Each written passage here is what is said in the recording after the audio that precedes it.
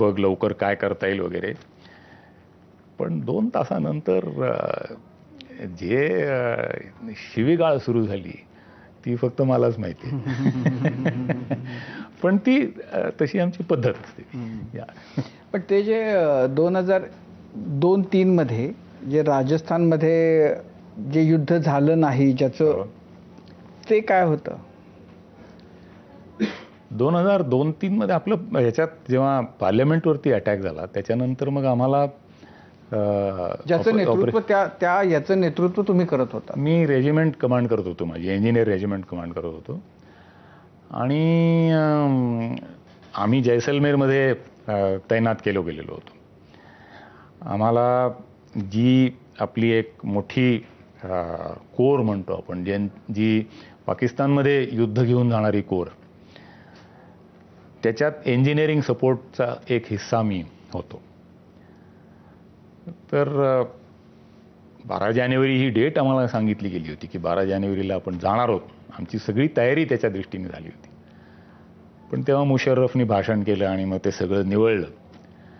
पण आम्ही जवळजवळ वर्षभर तिथे टेंटेजमध्ये, आज इकडे मग 2 महिन्यांनी तिकडे, असे 10 जागा आम्ही बदलल्या. पूर्ण आमचं युनिट 10 ठिकाणी आम्ही. किती जणांचं? आमचं 800 लोकांचं युनिट पूर्ण, म्हणजे 25 ऑफिसर्स आणि 800 JCO जवान.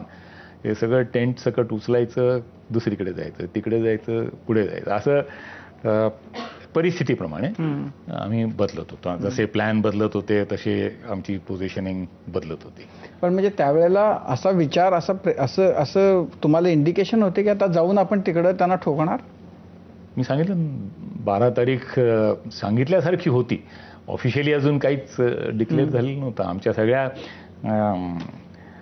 रेकी म्हणतो आम्ही त्याला, जाऊन कुठे रस्ते बनतील, कुठनं आम्हाला जाता येईल, कुठनं काय करता येईल, हे सगळी आपल्या IB पर्यंत सगळे हे झालेलं होतं.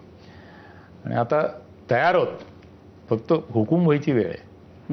इनफॅक्ट तेव्हा एक सिनियर ऑफिसर सॅक पण झाला. त्यांनी चुकून काहीतरी आधी ॲक्शन घेतली. त्याला असं वाटलं की हुकूम झालाय म्हणून, काय जे असेल ते, ती ॲक्शन घेतली आणि ही वॉज सॅक्ड फॉर दॅट.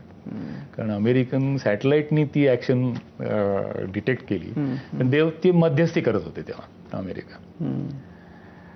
तेव्हा खूप फ्रस्ट्रेशन आलं की आपण एवढी तयारी करून आलोय इथे आणि एवढा मोठा हा हमला झाला आणि त्याच्यावरती आपण काही करू शकत नाहीये.